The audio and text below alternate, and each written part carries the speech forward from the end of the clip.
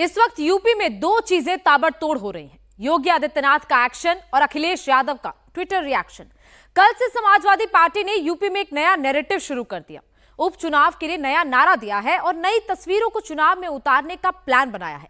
अखिलेश यादव इस बार उपचुनाव में कुछ नया प्रयोग करने वाले हैं, जिसको वो अभी टेस्ट करेंगे और अगर सफल हुआ तो 2027 में समाजवादी पूरा चुनाव इस प्रयोग पर ही लड़ेगी। यूपी में इस वक्त कुछ बातें खुलकर बोली जा रही हैं तो कुछ इशारों में रणनीति बनाई जा रही है। यूपी में क्या हो रहा है और क्या होने वाला है, पूरी डिटेल इस रिपोर्ट में देखिए।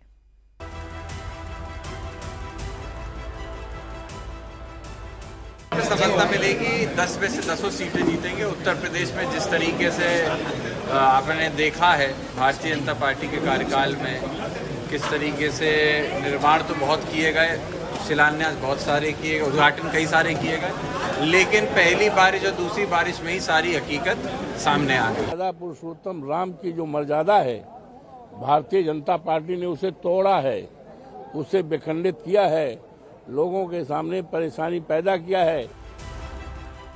अभी उपचुनाव का ऐलान नहीं हुआ, तारीखों का अता पता नहीं है, कौन किस सीट से लड़ेगा, किसी का नाम फाइनल नहीं हुआ है, लेकिन समाजवादी पार्टी को अभी से इतना यकीन है उसका स्कोर 10 में से 10 होगा। योगी आदित्यनाथ शहर शहर जिले जिले बाढ़ से लड़ने की तैयारी कर रहे हैं। लखनऊ से गोरखपुर तक जनता दरबार लगा रहे हैं, जबकि अखिलेश यादव सिर्फ बाढ़ वाली फोटो शेयर कर रहे हैं। लेकिन जीत का कॉन्फिडेंस अखिलेश यादव सपा को इतना ज्यादा क्यों है? जो बात आदित्य यादव ने की, जो बात अवधेश प्रसाद ने कही, बात उससे कहीं आगे जा चुकी है। अखिलेश का नया पीडीए वर्जन 2.0 लॉन्च हो चुका है।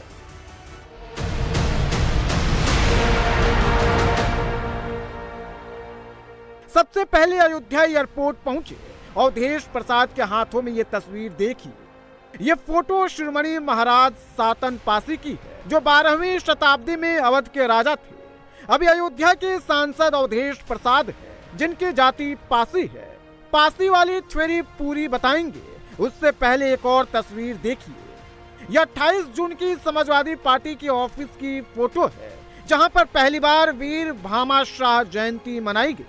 पहली बार अखिलेश यादव ने ऐसा सम्मान दिया। भामा शाह वैश्य समाज के आदर्श हैं, नायक हैं। अखिलेश लखनऊ में भामा शाह जयंती मनाते हैं। अयोध्या में शिरोमणि महाराजा सातन पासी की फोटो लेकर समाजवादी कार्यकर्ता आते हैं। 10 सीटों पर उपचुनाव में जो प्रयोग सफल होगा वो 27 का विजयी फार्मूला बनेगा और इसी तैयारी में अखिलेश यादव लगे हैं। अखिलेश ने उपचुनाव से पहले अयोध्या को सबसे बड़ा मुद्दा बना दिया है। अयोध्या के सांसद अवधेश प्रसाद को सबसे बड़ा चेहरा बना दिया है। इसके पीछे की वजह मिल्कीपुर है। अब इंडिया अलायंस और समाजवादी पार्टी एक लाइन बार बार बोल रही है। अयोध्या ने बीजेपी को सबक सिखा दिया, मोदी की विजयी रथ को यूपी ने रोक दिया। लेकिन अब मुकाबला सीधे योगी आदित्यनाथ से है। मुद्दे भी यूपी के हैं, वोट भी यूपी पर होगा और जो नैरेटिव अयोध्या से मोदी के लिए सेट किया जा रहा है, वही एजेंडा मिल्कीपुर को लेकर फैलाना चाहते हैं। मिल्कीपुर अयोध्या जिले में आता है। मिल्कीपुर में उपचुनाव में जीत हार का सीधा असर योगी की छवि पर होगा। अवधेश प्रसाद दिल्ली से लौट आए हैं, अब उपचुनाव तक यहीं रुकेंगे। ऐसा दावा किया जा रहा है कि अखिलेश अवधेश पासी के बेटे को उपचुनाव में उतार सकते हैं। अखिलेश यादव मिल्कीपुर में पासी, यादव और मुस्लिम वोट के भरोसे हैं, लेकिन ये भरोसा टूट सकता है क्योंकि चंद्रशेखर आजाद की एंट्री से दलित वोट बंटने का नया समीकरण बन गया है। मिल्कीपुर में अब मुकाबला सपा बनाम बीजेपी बनाम बीएसपी बनाम आजाद समाज पार्टी में होगा। 24 के चुनाव में मायावती का वोट बैंक सपा के पास गया था, लेकिन उपचुनाव में माहौल बदल सकता है क्योंकि लोकसभा में राहुल गांधी के चेहरे पर दलित वोटर्स ने साइकिल का बटन दबाया था। लेकिन अभी तक कांग्रेस और समाजवादी पार्टी में सीटों पर पेंच फंसा है।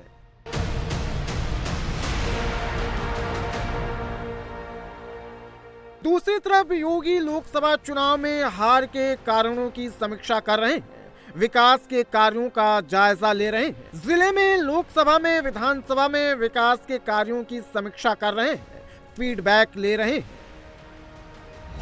सीएम योगी रोजाना 10 से ज्यादा विधायक, सांसद, पार्टी के नेताओं से मिल रहे हैं। 4 जून के बाद से ही सीएम योगी का पूरा फोकस यूपी के विकास और सुशासन पर है।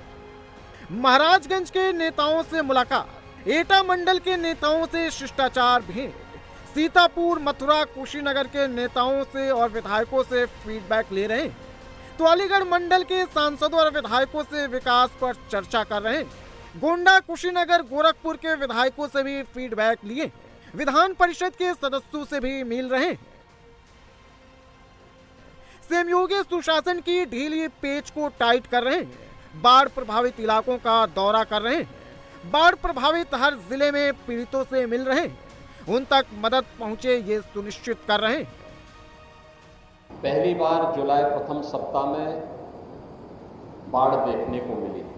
बाढ़ बचाव के लिए सरकार के द्वारा प्रयास किए गए हैं, लेकिन जहां पर नदी की क्षमता केवल 30,000 क्यूसिक वाटर की को वहन करने की हो, अगर अचानक 3 लाख क्यूसिक वाटर उसमें आ जाए तो स्वाभाविक रूप से सारी तैयारियां धरी की धरी रह जाती हैं। और यही हुआ जब नेपाल के अंदर अत्यधिक बारिश हुई, उन्होंने अपने वहां के सभी रेगुलेटर और डैम के बांध के फाटक खोले। अचानक जल प्रवाह से सभी नदियां जल प्लावित हुई, केवल राप्ती नदी की स्थिति नहीं है। 4 जून के बाद योगी का पहला टेस्ट है। यूपी में दिखेगा 10 का दम। लोकसभा चुनाव के बाद 2027 का ट्रेलर दिखने वाला है। नेता अपने सियासी फिल्म को सुपरहिट बनाने में जुट गए। लोकसभा चुनाव में बीजेपी को अगर सबसे ज्यादा नुकसान कहीं हुआ है तो वो यूपी में हुआ है। जिस सीट पर बीजेपी को 100% जीत की उम्मीद थी, उस सीट पर भी हार का सामना करना पड़ा है। लोकसभा चुनाव के बाद यूपी में योगी की पहली अग्नि परीक्षा होगी, जिसे वो पास करने की कोशिश में है। हार के बाद बीजेपी पहले से ज्यादा सतर्क हो गई है। बीजेपी के कार्यकर्ता से लेकर योगी के मंत्री तक सब ग्राउंड पर उतर गए। 11 जुलाई को लखनऊ में सीएम योगी का एक्शन भी दिखा। बाढ़ के कामों में लापरवाही और क्षतिग्रस्त फसलों के सर्वे में गड़बड़ी के बाद 5 जिलों के 10 अधिकारियों को रिपोर्ट तलब किया गया है। अगर जवाब संतोषजनक नहीं हुआ तो फिर सख्त कार्रवाई तय है। जिन जिलों के अधिकारियों को तलब किया गया है उनमें लखनऊ, प्रतापगढ़, सीतापुर और बलिया के एडीएम, एफआर और आपदा विशेषज्ञ। जनता के काम में देरी और लापरवाही बरतने पर बांदा के नरेनी के एसडीएम को सीएम योगी ने तुरंत निलंबित कर दिया। तो फिरोजाबाद के सिरसागंज में जमीन कब्जाने के आरोप के बाद 5 अधिकारी सस्पेंड कर दिए गए। चंद्रशेखर भी दलित वोटों की राजनीति करते हैं और मायावती का वोटर भी दलित है। और इस बार विधानसभा के उपचुनाव में दोनों सभी 10 सीटों पर लड़ने वाले।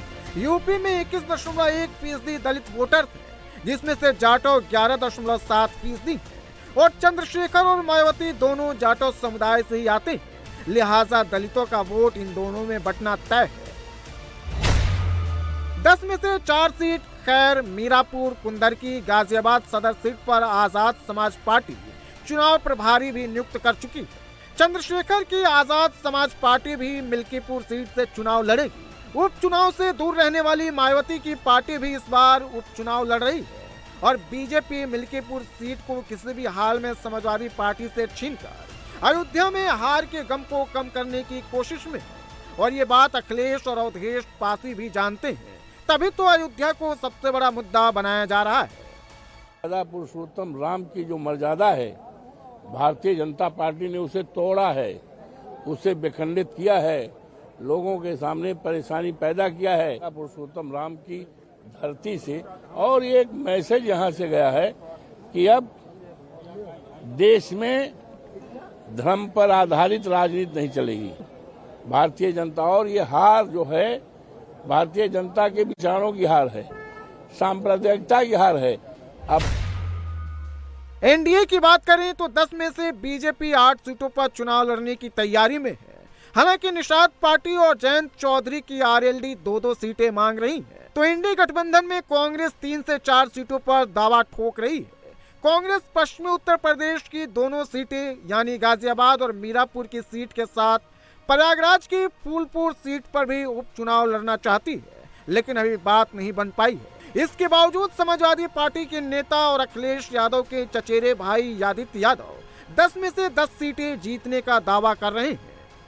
सफलता मिलेगी, 10 में से 10 सीटें जीतेंगे। उत्तर प्रदेश में जिस तरीके से आपने देखा है भारतीय जनता पार्टी के कार्यकाल में किस तरीके से निर्माण तो बहुत किए गए, शिलान्यास बहुत सारे किए गए, उद्घाटन कई सारे किए गए, लेकिन पहली बारिश और दूसरी बारिश में ही सारी हकीकत सामने आ गई। तो विश्वास है कि जो चुनाव होने जाएंगे समाजवादी पार्टी बड़े अंतर से जीत दर्ज करेगी। 2022 में इन 10 सीटों में से सिर्फ 5 पर ही समाजवादी पार्टी चुनाव जीती, जबकि 3 सीटें बीजेपी के खाते में गई थी। 1 सीट पर निषाद पार्टी और 1 सीट पर आरएलडी का कब्जा था। लेकिन इस बार लड़ाई आसान नहीं है। हार के बाद बीजेपी एक्शन में है। ग्राउंड पर बीजेपी के कार्यकर्ता उतर गए हैं।